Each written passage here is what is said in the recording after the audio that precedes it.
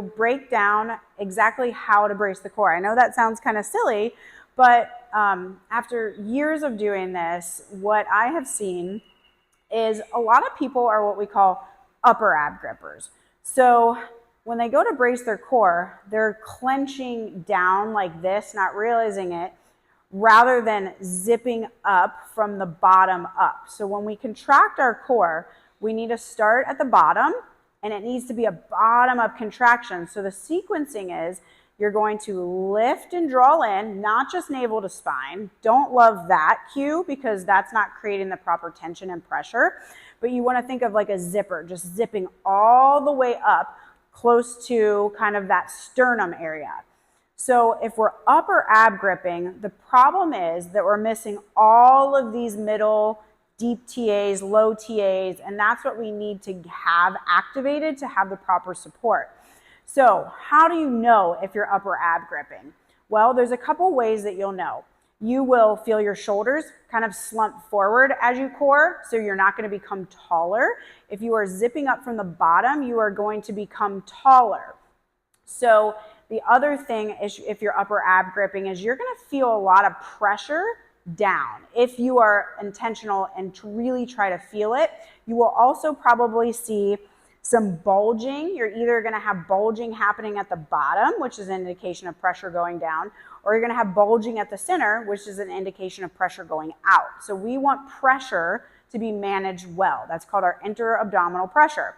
So let's go over a few positions and the best way to brace. And it's easier laying and on quadruped because you can really feel it, and it gets a little bit more challenging as we get into standing. But as you go to lift things that are heavier, which every person has to do because they're a function of life, these are things that need to just happen automatically. So we'll start supine, and what I want us to do is first just take a nice big breath in. And as you're breathing in, I want you to feel the breath not only go into your belly, but I want you to feel the breath stretch into the sides, almost like you're pushing out into the sides, but then also into the mat. So we need that breath to be 360 degrees around. Then I'm going to have you take your fingertips and find your hip bones, and then I want you to go in just a few inches, okay? And you're just going to kind of feel that area.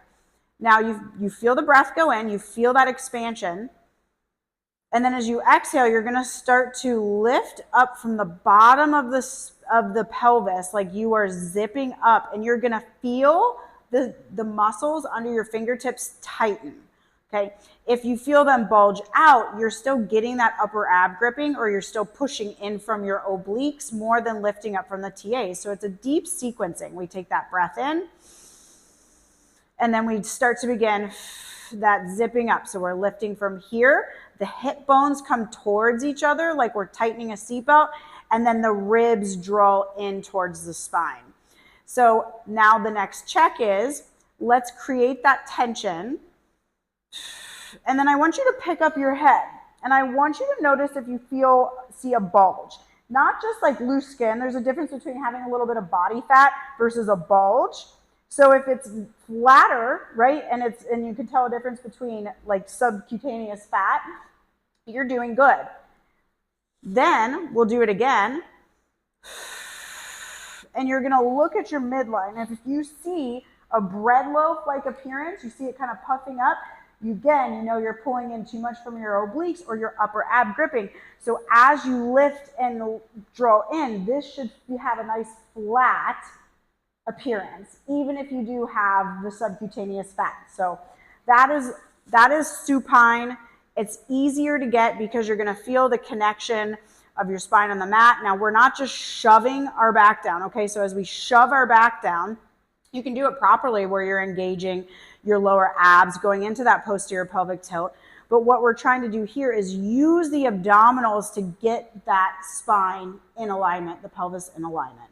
Okay, so now from our quadruped position, the same idea, okay? You're gonna, and I really like in quadruped when people are learning to brace their core properly, so after a surgery or postpartum, that we press our toes into the mat, because as there's that fascial connection from your feet all the way to your pelvic floor. So as we take that breath in, we feel that go all the way around the spine. And then as we exhale, we're zipping up from the bottom, and you're going to feel everything lift up and pull in, draw the ribs in, and you're literally pulling away from your shirt. You're not just letting the belly button move towards the spine. So I'm going to do that again. We're going to take a nice inhale. We're going to let that belly drop down. So the belly lowers. And then as you exhale, we're going to draw up and in. I'm pressing my toes down into the mat to get more of that lower belly activation. Okay, so that's quadruped.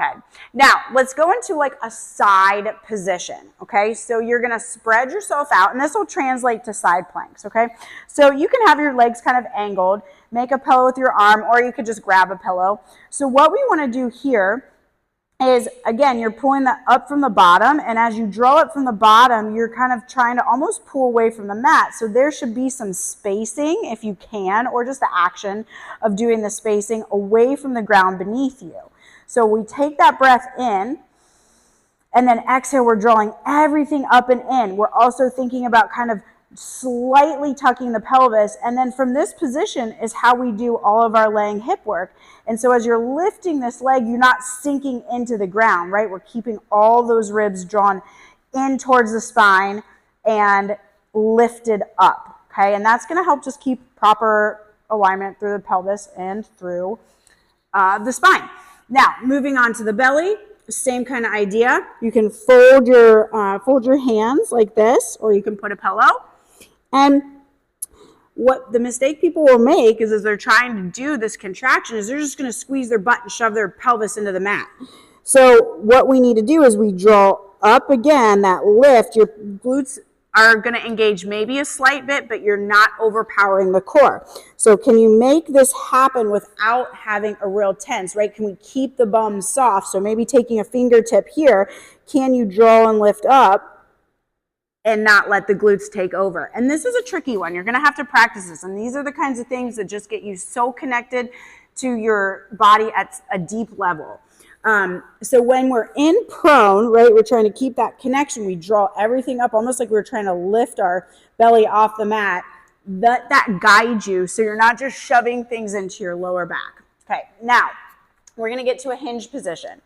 So again, watching my belly. So as I'm in this hinge, if I'm not engaged, my belly is down, right? So my belly is like sinking down. So in this hinge position, I'm going to zip and draw everything up and in. So let's see if you guys can see this better. So letting my belly sink, right? Now watch, I'm going to, and you can see how I've lifted up and in, but I'm not just sucking my belly button to my spine. So let the belly hang and then draw it up and in. From this position, then we're safe to go ahead and start to pick things up off the ground, or more importantly, really just lifting heavy weights or lifting something heavy. We're not going to live life like we do in the gym, so you're not always going to perfectly hinge to pick things up or squat like that. But the idea is that over time, your core gets used to firing this way and the sequencing, and you don't have to think about it as much. So I hope this